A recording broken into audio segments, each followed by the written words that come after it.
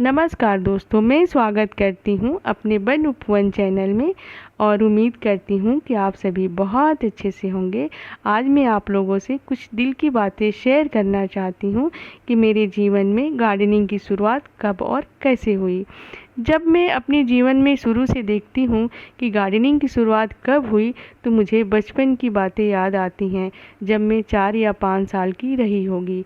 पिताजी मेरे कॉलेज में प्रिंसिपल थे और अपने कैंपस में तरह तरह के फूल लगाया करते थे और मैं सारा दिन उन फूलों पर मंडराती हुई तितलियों के पीछे भागती रहती थी और पिताजी से सभी फूलों के बारे में पूछती रहती थी। माँ बहुत बीमार रहा करती थी, लेकिन कभी भी तुलसी जी के पौधे पर मंजरी देखती तो तुरंत हटा देती। बोलती थी कि ये तुलसी जी के जू हैं जो उन्हें परेशान करते हैं, इसलिए हमें तुरंत हटा लेना चाहिए। घर के सारे पेड़ पौधों को पानी डालने के लिए बोलती रहती थी। तो मुझे लगता है कि ये शौक़ मुझे माँ पिताजी से ही मिला है। मैं शुक्रगुजार हूँ अपने माँ पिताजी का, जिन्होंने मुझे हर परिस्थितियों में डटे रहना सिखाया। जैसे जैसे मैं बड़ी होती गई, पौधों के प्रति लगाव बढ़ता ही गया।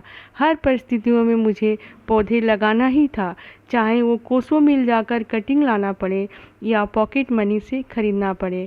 घर में राम जी का मंदिर होने के कारण हम सब कजिन शाम को ही कलियां गिन के रख देते थे कि कल सुबह कितने फूल खिलने वाले हैं, जिससे कि राम जी को चढ़ाया जाएगा। मेरे पिताजी ने मेरी शादी में सब कुछ देखा, लेकिन ये नहीं देखा कि लड़के के घर में पेड़ पौधा है कि नहीं।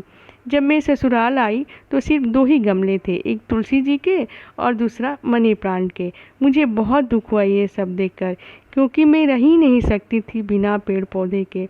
2 महीने बाद अपने पिताजी के यहाँ जाना हुआ तो पिताजी ने पूछा, बेटी को क्या चाहिए? मैंने कहा, पिताजी मुझे 2 दर्जन गमले, मिट्टी और गोबर की खाद और कुछ पौधे दे दीजिए।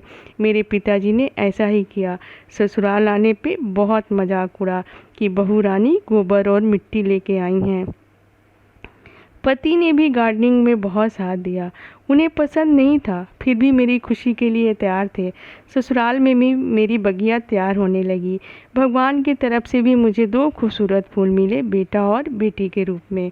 गार्डनिंग में मेरे सास ससुर का भी बहुत सपोर्ट रहा। हाँ, लेकिन पति कभी कभी ताने देने से आज भी नहीं चूकते हैं। बोलते हैं, तुम्हें और सब काम के लिए टाइम है, बस इस काम के लिए नहीं है।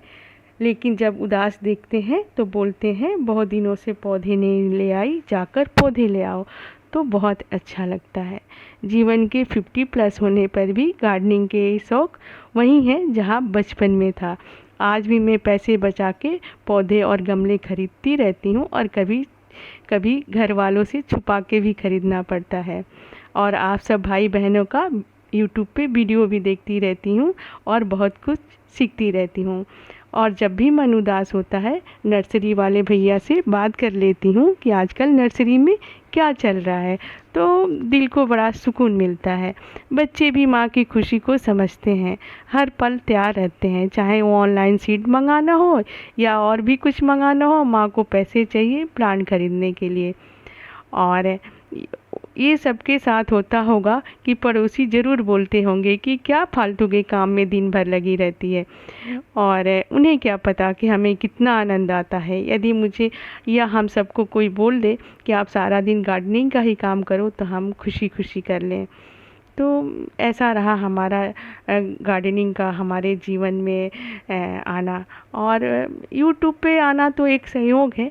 मैं अपनी बहनों को अपनी बहनों को वीडियो बना बना के फूलों का भेजती रहती थी, तो उन लोगों ने ही बोला कि तुम क्यों ना यूट्यूब पे ही अपने वीडियो को डाला करो। मुझे कुछ नहीं आता और नहीं मुझे कुछ पता है यूट्यूब के बारे में, लेकिन आप सबका सपोर्ट और प्यार देख के बहुत अच्छा लगता है। और मुझे और भी प्यार और सपोर्ट की बहुत ज़्यादा ज़रूरत है, और आप सब से मुझे मिलता भी रहेगा, इसका मुझे पूरा ही भरोसा और विश्वास है। और आप सबका बहुत बहुत धन्यवाद।